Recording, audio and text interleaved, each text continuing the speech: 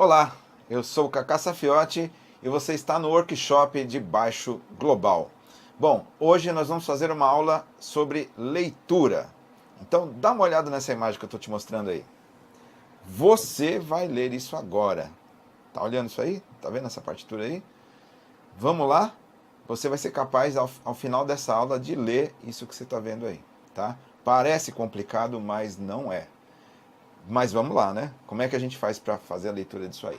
Primeira coisa, você está vendo nessa imagem aqui duas claves, uma clave de Sol, uma clave de Fá. A primeira coisa, para a gente trabalhar a leitura na partitura, nós precisamos conhecer duas coisas. Uma é a relação das notas, onde é que elas se encontram na pauta, né, na pauta musical. E outra é a relação com o ritmo. Quais são as figuras rítmicas, quais são as células rítmicas que a gente pode fazer na leitura. Então a gente precisa, na hora de ler uma partitura, associar essas duas coisas.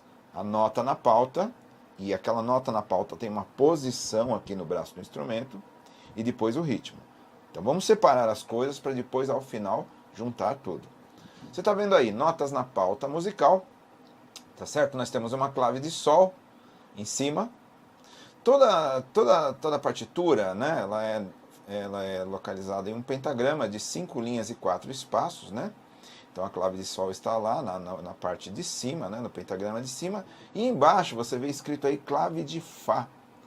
E a clave de Fá é essa clave em que estão as notas mais graves, é a clave que os baixistas utilizam, né? A clave de Fá, você percebe aí que o começo da escrita dela se dá na quarta linha do pentagrama, né? Por isso que essa nota localizada na quarta linha, a bolinha está em cima da quarta linha. Essa nota é Fá, né? E como é que a gente encontra as notas no braço, no pentagrama, né? Na partitura? É sempre uma sucessão da sequência das notas conforme a gente conhece e entre linha e espaço. Linha e espaço. Então aquela nota Fá, né? Se a gente começar a ir de baixo para cima, a gente está ascendendo na escala, a gente está no sentido ascendente. Então depois da nota Fá vem a nota Sol, depois vem a nota Si, depois vem Lá, depois vem a nota Si, e depois vem a nota Dó, que é aquele Dó central, que é o Dó que faz a transição entre as duas claves, né? Nesse editor de partitura que eu fiz aí, não coloquei ele como uma única nota, mas esse Dó central, ele é o Dó que tanto é o Dó, uma nota já de uma linha suplementar superior à clave de Fá, como uma linha suplementar inferior à clave de Sol, né? Mas é importante saber, nós vamos ler, nós baixistas, na clave de Sol. Isso não quer dizer que você, baixista, não deva conhecer clave de Sol. Baixista lê na clave de Fá. Mas você não é só baixista, você é músico. E o músico precisa conhecer, né? Conhecer clave de Sol, precisa entender, porque é ali que, se você mais para frente, você vai querer fazer um arranjo, você vai querer abrir um voice, um drop, né? São tudo termos de arranjo, né? E aí você precisa conhecer as notas nas duas claves, né? Você não é só baixista, você é músico. Então vamos lá. Veja aí agora, Caged, desenho de notas diatônicas a Dó maior, tá? Então, se você, né, nós vimos isso na aula passada, nós estudamos as notas distribuídas no braço do instrumento e as escalas, né? O que nós temos aí, o que eu quis te mostrar agora aí, não é exatamente a gente se preocupar muito com a questão de escala, mas você perceber que cada nota ali, né, que tem um nome na clave, e tem eu pus a tablatura para a gente poder reconhecer onde estão cada uma dessas notas, né? Então a primeira nota que está aí, é a nota mais grave, que está numa linha suplementar inferior, é a nota Mi, né? Então essa primeira nota que a gente vê aí é o Mi, que é o Mizão solto. Depois a próxima nota é um espaço suplementar inferior antes de eu entrar no pentagrama. É uma nota Ré, é uma nota Fá, que eu estou aqui, ó, na primeira casa, Fá. Depois eu tenho, a próxima nota é Sol, aqui, ó, Sol da casa 3. Depois eu tenho uma nota Lá, que é corda solta aqui. Depois o Si, que é a casa 2. Tá na sequência, certo? Depois o Dó. aí o Ré, a corda solta, o Mi na casa 2 aqui, da corda Ré, e o Fá. Tá vendo que esse Fá na casa 3 aqui é aquele Fá que a gente viu como referência da clave de Fá. Depois eu tenho a corda solta, Sol, e depois casa 2, Lá, né? Então nós tocamos de Mi até Lá. Mi, Fá, Sol, Lá, Si, Do, Ré, Mi, Fá, Sol, Lá. Tá legal? Poderíamos ter tocado aqui assim também. Mi, Fá, Sol, Lá, Si, Do, Ré, Mi, Fá, Sol, Lá. São as mesmas notas. No pentagrama são as mesmas notas, mas elas são encontradas em outras posições do braço. Então isso faz parte depois de um conhecimento da distribuição das notas no braço, e cada posição tem uma nota no pentagrama, e às vezes uma mesma posição, esse Sol, esse mesmo Sol que está aqui, né? Você acaba sabendo que você tem várias digitações para uma mesma nota no pentagrama. Muito bem, então isso aqui foi só uma introdução, mas é importante notar, para aquele groove que a gente vai ler, nós precisamos conhecer essa nota Dó, você está vendo aí, essa nota Mi, essa nota Fá, essa nota Sol e essa nota do meio, que tem um acidente, é um Fá sustenido. Fá, meio tom acima, Fá sustenido, tá? Você precisa conhecer essas notas no pentagrama, tá legal? Somente elas. Bom, já falamos das notas, das suas posições no pentagrama. Agora vamos conhecer as células rítmicas. Isso vai fazer com que você entenda a divisão rítmica do que aparece lá na pauta, no pentagrama. Então vamos lá, células rítmicas. Vou até, não mexer o volume de baixo aí, não vou mexer não. Primeiro, nós temos a primeira célula, que é a célula A, tá? Tá escrito chão embaixo. Ah, mas que figura é essa aí, Cacá? Não esquenta a cabeça. Se preocupa em enxergar a célula. A célula A é essa figura aí, e ela começa e termina no chão. O que significa isso? Significa que a gente pode marcar uma batida numa superfície e marcar uma amplitude desse pulso aqui, tá certo? A célula A começa e termina no chão. Significa que eu vou falar a letra A toda vez que eu chego no chão. Sobe e desce, isso é o pulso. Ó. Então, quem é a letra A? É A. Ok. O que é a célula B? Célula B tem chão e tem teto. É essa figura aí. São duas colcheias? Tá, não se preocupa, mas são duas colcheias. A célula B tem chão e tem teto. Então, se isso é o chão, tem um teto aqui, ó, tá? Um teto imaginário aqui, ó, entre o chão e o teto. Mas a gente não se preocupa muito em marcar com a outra mão. Eu já sei que o teto é aqui. Então, quem é a célula B? A célula B é isso aqui, ó. O mesmo pulso que eu bati para A, agora na célula B eu vou falar chão e teto. B, B, B, B, B, B, B, B, B, B, tá? Esse exercício, essa prática que a gente está fazendo é com a voz. O que a gente faz com a voz é a leitura do ritmo. A mão só marca a amplitude do pulso, tá? Célula F, tá aí, ó, 1, 2, 3, 4, são 4 semicolcheias. Não se preocupa com isso, mas são 4 semicolcheias. 1, 2, 3, 4. Significa que eu vou distribuir dentro desse pulso aqui 4 notas de tempo de duração igual. Mas não se preocupa com essa questão de saber matematicamente no tempo, em que espaço que está cada um deles. Isso é musical, isso encaixa naturalmente. Olha aqui, ó. Ó, 1, 2, 3, 4, 1, 2, 3, 4, 1, 2, 3, 4, 1, 2, 3, 4. A A eu chamava de A, certo? A B eu chamava de B, B, B, B. E a F, vou chamar de Fá. Olha o que acontece. Imagina que eu estivesse com a boca cheia de farofa. Seria assim, ó. Fá, fá, fá, fá, fá, fá. Horrível, né? Não dá pegada. Nós precisamos de uma sílaba que tenha um som mais seco. E a gente vai usar a sílaba tá. Então vai ficar assim, ó. Tá, tá, tá, tá, tá, tá, tá, tá, tá, tá, tá, tá, tá, tá, tá, tá. Que é a célula F, ó. 1, 2, 3, 4. 1, 2, 3, 4. Tá, tá, tá, tá, tá, tá, tá, tá, tá, tá, tá, tá, tá, tá, tá, tá. Então você já conhece a célula A, você já conhece a célula B, já conhece a célula F. Precisaremos também conhecer a célula C. Você está vendo aí, ó. F e logo do lado dela a C. Como é que eu faço a célula C? A célula F eu conto até 4, certo? Muito bem. Embaixo dela eu tenho uma outra célula F reproduzida, só que existe uma ligadura de valor. Uma ligadura de valor entre o tempo 1 e o tempo 2. Essa ligadura de valor faz com que o tempo 1 se prolongue para dentro do tempo 2. Como é que eu faço para fazer essa leitura disso? O que eu faço para fazer a leitura disso? Vou contar uma história.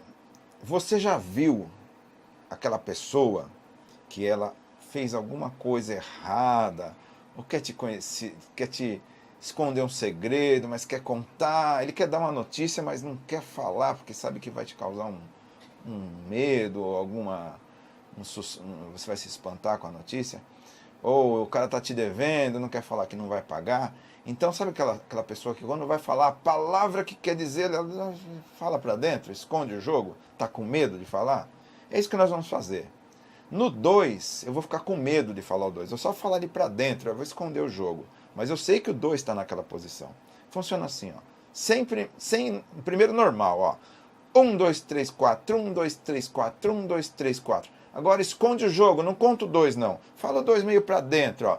1, 3, 4, 1, 3, 4, 1, 3, 4, 1, 3, 4, 1, 3, 4, 1, 3, 4, 1, 3, 4. O que sobrou? 1, 3, 4, 1, 3, 4, 1, 3, 4. O que é isso? Isso é a célula C. Quem que é a célula C? É 1, 3, 4, 1, 3, 4. Vamos trocar pela letra C? C, C, C, C, C, C, C, C, C, C, C, C, C, C, C, C. Muito bem. Com isso, você já tem o material para poder chegar no ritmo daquilo que foi mostrado para você no começo. Vamos então ver agora essa outra imagem, tá? Embaixo, compara, ó, vou te mostrar o groove que estava lá. Tá vendo, ó? Tem um B, aí tem umas coisas ali que não dá para saber direito que células são, tá legal? Mas começa com um B. Olha essa figura agora aqui. A de cima e a de baixo começa com um B, célula B. Vamos para a de cima, a célula C. Eu te mostrei agora há pouco, você conhece. Tem uma célula C. Depois tem de novo uma célula B, você conhece. E depois tem outra célula. Aí no caso tem uma célula F, que você também conhece. Tá legal? Agora o que é que acontece aí? Nós temos uma coisa que a gente pode fazer a leitura de cada uma dessas células com um artifício que é fazer o tum e o tá. Como é que funciona isso? Vamos voltar aqui para essa primeira aqui. Do A, do B e do F. O tum e o tá funciona assim. Quando a nota é tocada no chão, ou seja, na cabeça do tempo, ela é tum. Qualquer outra nota que não seja no chão ou não seja na cabeça do tempo, que é a mesma coisa, é tá. Então, o A é sempre no chão, né? Então é tum, tum, tum, tum. O B, aonde é chão é tum e onde é teto é tá. Tum, tá, tum, tá, tum, tá. E o F? O primeiro um é no chão, os outros são tá. Então é tum, tá, tá, tá, tum, tá, tá, tá, tum, tá, tá, tá, tum, tá, tá, tá, tum. Beleza. Veja agora aqui com a célula do C. O C é C, C, C, C, C, C. Se fosse só contar, seria tá, tá, tá, tá, tá, tá, tá. Mas esse primeiro aqui tá no chão. Então é tum, tá, tá, tum, tá, tá, tum, tá, tá, tum, tá, tá. Muito bem, vamos voltar para o groove. Embaixo, no de baixo está o groove que nós vamos tocar. Compara com o de cima, é uma B. Agora compara a segunda célula, é um C. Embaixo é um C, mas sem o tum. Aonde seria o tum é uma pausa. Isso é uma pausa correspondente àquela nota que sumiu. Então, se eu executasse as duas primeiras células com tum e tá, seria tum, tá, tá, que é B, B, C, C, C. Ou tum, tá, tá. Agora indo para de baixo. Você não faz o tum da célula C. Vai ficar tum, tá, tá. Ficou? Tum, tá. Faz tudo com tá agora, ó. Tá,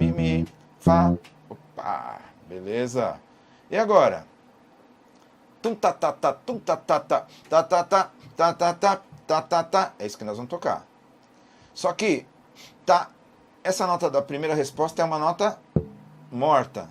E as duas últimas, há um sustenido antes da nota Fá ali. Então quer dizer que é um Fá sustenido. E aí depois um Sol. Você pode articular isso aqui também se quiser, ó. Fazer uma ligadura aqui, ó. Tá? Fazer um hammer-on aqui, né? Hammer-on é quando eu toco a primeira nota e desço a segunda, tá? Então, ó, bem lento, ó. 3, 4, do, mi, fá.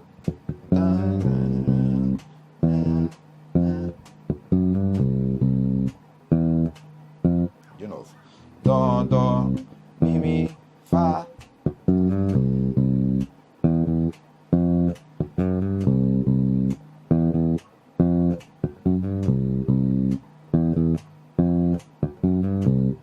Ok? Viu como você leu?